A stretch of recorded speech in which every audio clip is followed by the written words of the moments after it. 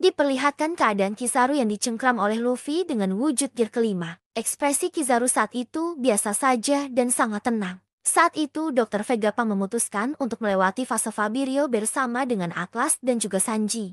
Hal itu dilakukan untuk menyelamatkan Bonnie dan juga mengubah perintah pasifista dengan chip otoritas. Dalam misinya, Vegapunk menggunakan kendaraannya yakni Vega Tank. Dia kemudian mengacu kepada Bonnie sebagai anak kecil. Dia berbicara seolah-olah Bonnie masih anak kecil. Sementara itu, Usopp, Nami, dan juga Addison tetap berada di ruang kendali. Kemudian yang lainnya ikut menjalankan tugas masing-masing, di mana Jinbe membawa semua barang-barang milik Dr. Vegapunk, lalu membawanya ke belakang pulau. Di sisi lain, Lilith menggunakan Frankie Shogun untuk membawa Thousand Sunny ke tempat yang sedang dituju oleh Jinbe. Beralih ke fase Fabirio, di sana Bonnie sedang berperang dengan angkatan laut. Sentomaru kemudian mencoba menyelamatkan Bonnie ketika dirinya terjatuh, dan setelah dia menabrak penghalang Egghead yang menyebabkan dirinya kemudian pingsan. Di sisi lain, Zoro sedang bertarung melawan Lucci. Di sini terjadi perdebatan hebat di mana Zoro mengatakan jika kekuatan kalian tidak akan bisa melawan sang kapten bajak laut topi jerami. Lucci mengatakan jika dirinya lah yang akan menghabisi Luffy dengan kekuatannya sendiri.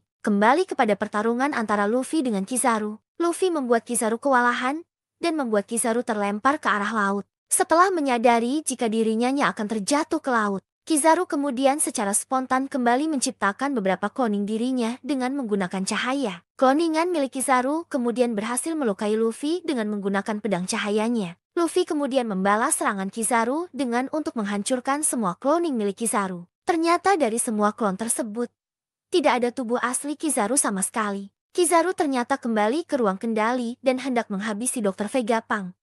Namun ternyata Vegapunk sudah pergi dari sana. Kizaru tahu jika Vegapunk ada di Vega Tank. Dia kemudian akan menyerangnya dengan cahaya miliknya. Luffy yang mengikuti Vega Tank kemudian mengambil cahaya milik Kizaru tersebut lalu membaginya ke segala arah. Sementara itu, Vega Tank akhirnya tiba dengan selamat di fase Fabirio. Lalu Atlas mengesampingkan perintah Kizaru kepada para pasifista. Sementara itu, Saron sedang menatap dengan tatapan yang sangat mengancam. Kemudian semua pasifista mematuhi perintah Atlas dan kemudian menyerang marinir. Bonnie juga sedang melawan marinir. Bonnie kemudian menembakkan pistol ke arah marinir, sehingga membuat mereka kemudian berhalusinasi dengan kematian mereka masing-masing. Bonnie kemudian kembali melanjutkan pertarungan epiknya dengan melawan dua wakil laksamana sekaligus. Dia berhadapan dengan seorang pria berdagu panjang, dan yang satunya lagi adalah seorang wanita tua pemakan buah iblis Nori-Nori-Nomi. Wanita tua tersebut memiliki kekuatan yang memungkinkan dirinya untuk mengendari dan mengendalikan salah satu pasifista, sehingga Bonnie tidak mampu berbuat banyak untuk melawan mereka berdua. Lama,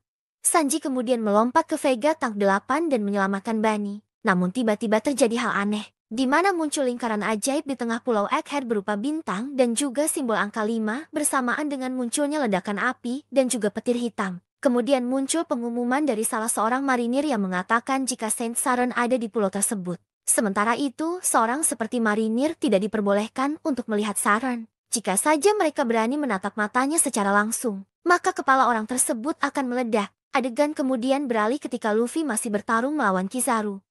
Mereka tampak terengah-engah. Kizaru sempat mengatakan jika dirinya tidak bisa terus berjuang atau tidak bisa menyelesaikan misinya. Dengan secepat kilat Kizaru kemudian menyerang Vegapunk. Meski tembakan lasernya meleset, namun dia berhasil menghancurkan jalan awal yang membuat Vega Tank 8 kemudian langsung jatuh ke tanah. Lalu tiba-tiba saja muncul suara Saron di seluruh penjuru pulau Egghead. Saron kemudian mengatakan suatu hal, yaitu pasifista hentikan. Terdengar seperti suara nada mengancam. Semua orang kuat yang berada di pulau tersebut kemudian merasakan aura yang sangat tak biasa. Namun pertarungan antara Luffy dan juga Kizaru masih berlanjut.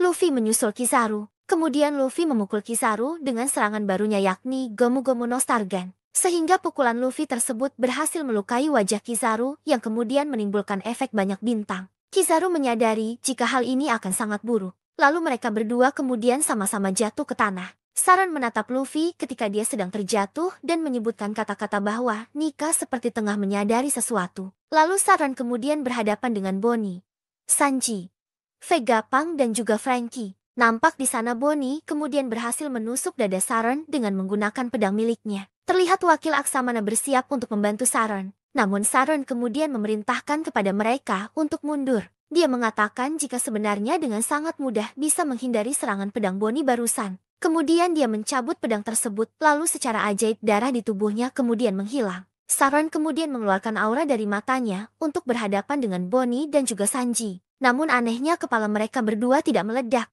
meskipun Bonnie dan juga Sanji terluka di kepala akibat serangan Saturn. Lalu Kizaru kemudian menyampaikan permintaan maafnya kepada Saturn. Saturn kemudian mengatakan jika Kizaru sangat lambat menyelesaikan pekerjaannya. Kemudian Saturn yang tiba-tiba saja akan menginjak Luffy yang sudah tak berdaya di tanah.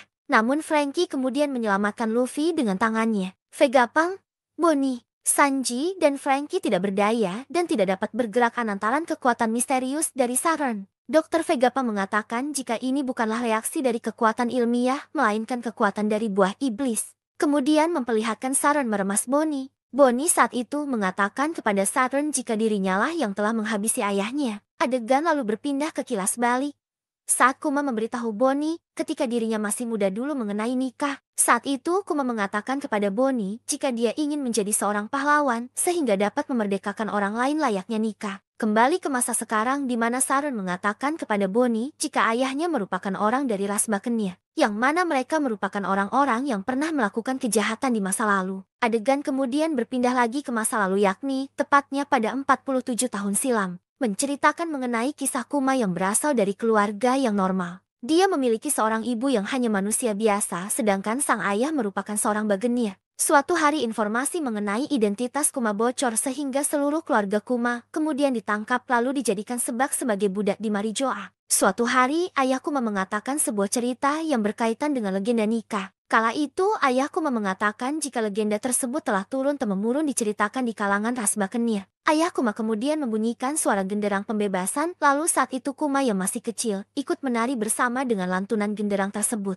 Hingga tiba-tiba saja ayah Kuma ditembak di bagian kepalanya oleh Tenryubito lantaran dianggap menimbulkan kebisingan. Kembali lagi adegan beralih kepada 38 tahun yang lalu. Tenryubito menjelaskan jika setiap 3 tahun sekali para Tenryubito akan turun ke Marijoa. Di sana mereka akan mengadakan suatu permainan yang sangat kejam yakni berburu manusia. Mereka melakukan permainan tersebut di pulau yang tidak memiliki pemerintahan. Para Tenryubito melepaskan para budak-budak mereka yang bermasalah, kemudian mereka memusnahkan budak-budak tersebut bersama dengan penduduk asli pulau tersebut. Setelah itu, pemerintah dunia akan mengklaim pulau tersebut sebagai miliknya setelah memusnahkan para penduduk di sana. Tahun ini, tempat yang akan dijadikan sebagai permainan mereka adalah God Valley yang letaknya berada di West Blue. Raja God Valley mencoba untuk menghentikan hal tersebut. Namun dia dihabisi nyawanya oleh Saint Vigarland Garling. Saat itu pertandingan dimulai, di mana para Tenryubito berharap jika pertandingan tersebut dimenangkan oleh Garling yang kala itu terlihat tampan dan banyak disukai oleh para Tenryubito. Adegan kemudian beralih di mana seseorang mengatakan kepada Saturn jika mereka telah berhasil menangkap seseorang yang kabur yang merupakan anak suku Bakennya. Dilihatkan Kuma diseret ke lapangan oleh budak lainnya. Budak-budak itu sangat takut jika Kuma kabur karena hal itu dapat membahayakan para budak lainnya. Ketika sedang menyeret tubuh Kuma kecil, tiba-tiba saja muncul 2 orang budak lainnya dari atas bukit yakni Emporio Ivankov dan juga Ginny. Ivankov menyebutkan jika bocah tersebut adalah hadiah untuk tahun ini yang berasal dari suku Bakennya. Lalu Ginny mengatakan jika kakaknya juga sangat besar, tetapi hanya di bagian kepalanya saja. Orang yang dimaksud Ginny adalah Ivankov. Sedangkan Ivankov tak menggubris omongan Ginny tersebut. Kemudian Ivanov mengatakan kepada Kuma jika dirinya lebih memilih untuk hidup. Lalu dia kemudian bertanya kepada Kuma tentang bagaimana dengan dirinya. Apakah Kuma memilih untuk hidup juga sama dengan dirinya? Atau lebih memilih untuk menyerah dan mati? Kemudian diperlihatkan bajak laut rak datang ke God Valley. Dilihatkan Kaido, Shiki, Charlotte, Lin, dan lainnya di sana. Sementara itu, Monkey D. Garp juga dikirim ke sana untuk menemui mereka. Diperlihatkan juga salah satu kru bajak laut rak lainnya yakni Gloriosa yang berasal dari Amesan Lily. Dalam turnamen budak tersebut terdapat sebuah peti yang akan diberikan kepada pemenang yang ternyata berisikan buah iblis. Di antara buah iblis yang menjadi hadiah tersebut adalah buah iblis milik Kaido dan juga milik Kuma. Di sisi lain dalam kesempatan kali ini, Kuma dan Ivankov memiliki rencana lain yakni mencuri buah iblis tersebut dan segera menggunakannya untuk melarikan diri. Setelah Ivankov berhasil mencuri peti yang berisi buah iblis, tiba-tiba dirinya diserang oleh Big Mom padahal di dalam peti tersebut berisi buah iblis Wowonomi. Sedangkan buah iblis lainnya yakni Niku Niku Nomi berhasil diambil lebih dulu oleh Kuma dan dia pun memakannya. Di sisi lain diperlihatkan kelompok bajak laut Roger datang ke God Valley. Saat itu, Roger masih mengenakan topi jerami yang sebelumnya sudah diwariskan kepada Shanks. Lalu Shanks mewariskannya kepada Luffy saat ini. Berpindah menuju kerajaan Sorbet yang kemudian menjadi tempat bersembunyi bagi Ivankov, Ginny, dan juga Kuma. Setelah 8 tahun kejadian yang menimpa God Valley, diceritakan di kerajaan Sorbet. Hampir 1 dekade telah berlalu setelah Ivankov dan Ginny bertemu dengan Kuma. Saat ini usia Kuma adalah 17 tahun dan dia telah menjadi seorang pendeta. Karena buah iblisnya Kuma kini mampu menyembuhkan orang sakit dan lanjut usia dari rasa sakit yang mereka rasakan. Sehingga Kuma diberi sebutan dengan tangan ajaib oleh orang-orang desa. Sementara itu, Ginny juga saat ini sudah berusia 21 tahun dan sudah tumbuh menjadi gadis yang sangat cantik dan sangat populer di kalangan pemuda setempat. Di desa tempat mereka tinggal sedang terjadi krisis di mana banyak warga yang mengeluh tentang raja baru mereka yang berhati dingin dan juga pelit. Dia sering memaksa orang lemah dan sakit untuk membayar upeti kepada dirinya. Di sisi lain dilihatkan bagaimana upaya Kuma untuk menyembuhkan orang lain, yaitu dengan mengorbankan dirinya sendiri. Ginny yang melihat hal itu ternyata sedih dan sakit hati karena Kuma jadi pelampiasan rasa sakit orang-orang yang telah dia sembuhkan. Dan ketika Kuma berusia 22 tahun, Ginny secara belak-belakan melamar Kuma. Namun Kuma menolak lamaran tersebut. Kuma tak ingin kejadian yang sama di masa lalunya membuat Ginny sengsara karena menikah dengan ras yang benci pemerintah dunia. Kuma kemudian mengubah topik pembicaraannya, yaitu bercerita tentang dragon dan pasukan kebebasannya. Dalam percakapan tersebut Kuma menyampaikan bagaimana dragon yang sangat dia kagumi adalah seorang yang berani yang memiliki rasa keadilan. Oleh karena itu, Kuma ingin menjadi seperti dragon dan berlayar di lautan luas untuk menyelamatkan banyak orang. Di sisi lain, Kuma menemukan tentara raja menculik rakyatnya yang mengklaim jika mereka bisa menggunakan rakyat tersebut dengan sesuka hati karena undang-undang yang berlaku di sana. Undang-undang tersebut adalah membagi kerajaan menjadi 2 bagian, yaitu membuang tanah selatan yang terabaikan di mana para orang tua dan juga miskin tinggal di sana. Sedangkan wilayah utara sangat makmur. Selanjutnya Kuma dan Ginny akhirnya dipenjara karena protes dengan kebijakan tersebut. Namun tanpa diduga tentara kebebasan revolusioner membebaskan mereka. Pasukan tersebut dipimpin oleh Dragon dan Ivankov yang kemudian meminta mereka untuk bergabung dan mengubah dunia. Akhirnya Kuma dan Ginny setuju untuk bergabung dengan mereka. Namun Dragon menyadari jika mereka kekurangan sumber daya dan dana yang diperlukan yang kemudian membuat Kuma pada akhirnya kembali merawat gerejanya yang terletak di tanah selatan. Setelah bertahun-tahun Ginny berhasil naik pangkat menjadi anggota angkatan darat di pasukan revolusioner. Dia sangat bersemangat untuk bergabung dengan pasukan Kuma keesokan harinya dalam misi yang sangat penting. Namun sayang markas tentara revolusioner mendapatkan informasi jika Ginny telah diculik. Hal ini kemudian membuat Dragon dan seluruh pasukan revolusioner khawatir dan bertanya-tanya mengenai siapa musuh mereka kali ini. Mereka akhirnya harus terus melakukan rencana tanpa adanya salah satu pemimpin kunci mereka yaitu Ginny. Ginny diculik dan akan dijadikan istri oleh Tenryubito. Seluruh pasukan tentara revolusioner yang bersama dengan Ginny juga sudah dimusnahkan dalam serangan mendadak pemerintah dunia. Pasukan revolusi dan juga Kuma kemudian menjadi semakin ganas dalam pertempuran setelah mengetahui kabar tersebut. Tentara revolusioner menjemput orang-orang dari kerajaan Gua, dan Kuma juga berteleportasi ke pulau lain untuk membantu para pemberontak. Kuma berhasil mengakhiri pertempuran di pulau itu sendirian. Sedangkan Bonnie adalah anak yang lahir dari Ginny dan Tenryubito. 2 tahun kemudian Ginny terjangkit suatu penyakit yang sangat mematikan yang membuat seluruh tubuhnya akan menjadi biru dan kulit mereka akan menjadi keras seperti batu jika terkena sinar matahari. Ini adalah jenis penyakit yang sangat langka dan sangat mematikan yang lebih parah dari penyakit Amberley Syndrome yang pernah menimpa lo dulu. Karena penyakit tersebut, Ginny akhirnya dilepaskan oleh Tenryubito. Dia lalu kembali ke kerajaan Sorbet dan meninggalkan Bani bersama dengan para tetua yang ada di pulau tersebut. Sebelum sempat bertemu dengan yang lainnya,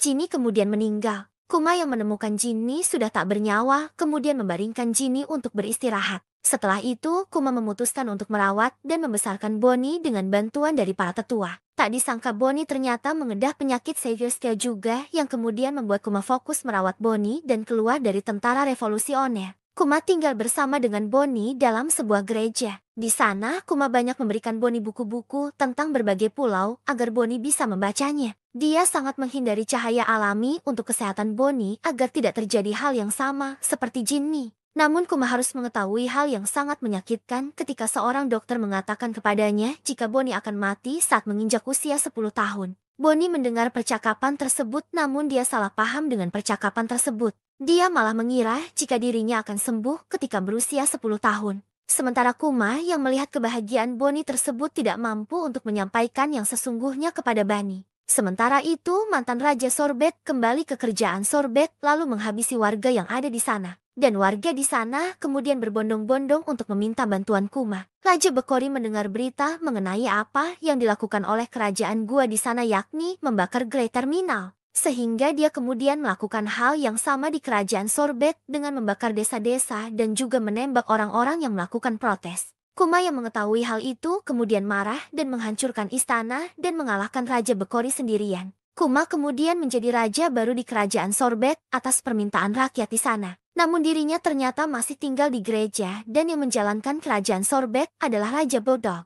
Suatu hari, Bonnie diketahui memakan buah Toshi-Toshinomi namun tidak secara sengaja. Raja Bulldog kemudian membawa berita buruk kepada Kuma jika mantan Raja Bekori melarikan diri lagi dan saat ini pemerintah dunia malah berada di pihaknya. Pemerintah dunia membantu Bekori agar bisa kembali merebut kerajaan Sorbet. Kuma saat itu berniat untuk menghancurkan Bekori selamanya meskipun setelah itu dirinya tidak bisa lagi berada di kerajaan Sorbet. Setelah berhasil menenggelamkan semua kapal yang membantu Bekori, Kuma kemudian melarikan diri ke laut dan memutuskan untuk menjadi bajak laut. Sehingga membuat dirinya kemudian menjadi buronan dengan harga bounty yang sangat tinggi. Di sisi lain, Bonnie tinggal bersama dengan Connie di kastil kerajaan Sorbet. Dirinya terus mencari obat untuk menyembuhkan penyakit Bonnie. Kemudian Kuma kembali bertemu lagi dengan Dragon yang kala itu Dragon memberitahu Kuma jika Ivankov dan Inazuma sudah ditangkap dan dipenjara. Sementara itu, Kuma kini sudah menjadi Raja Tilan dan menjadi bajak laut. Cerita berlanjut di Kilas Balik Kuma. Kizaru beserta-serta anak buahnya datang ke markas Dr. Vegapunk. Markas lainnya yang terletak di Penghazer telah meledak yang terjadi secara misterius. Saat itu, Kizaru membawa dandan musi Saint Saren kepada Dr. Vegapunk. Yang mana inti dari pembicaraan tersebut adalah meminta agar Dr. Vegapunk mau membuat Kuma dijadikan sebagai bahan percobaan alias senjata dari manusia yang berbentuk pasifista. Meski pada awalnya Dr. Vegapunk tidak menyetujui hal tersebut lantaran dia sama saja dengan menghabisi nyawa manusia. Dan parahnya lagi, hal itu juga akan membuat Kuma menjadi senjata seutuhnya yang tidak memiliki akal serta perasaan. Namun pada akhirnya, Dr. Vegapunk harus melakukan hal tersebut. Karena Saint Saron telah melakukan hal licik yakni menyendera Bonnie sehingga pada akhirnya operasi pun tetap dilanjutkan. Tak hanya itu, Dr. Vegapunk juga melakukan operasi kepada Bonnie untuk menyembuhkan penyakit langkanya yakni Saver Scale. Setelahnya mereka berdua melakukan operasi yang memakan waktu hampir 2 tahun lamanya. Dan setelah 2 tahun itu, Bonnie kemudian dikembalikan ke kerajaan Sorbet, namun tidak bebas.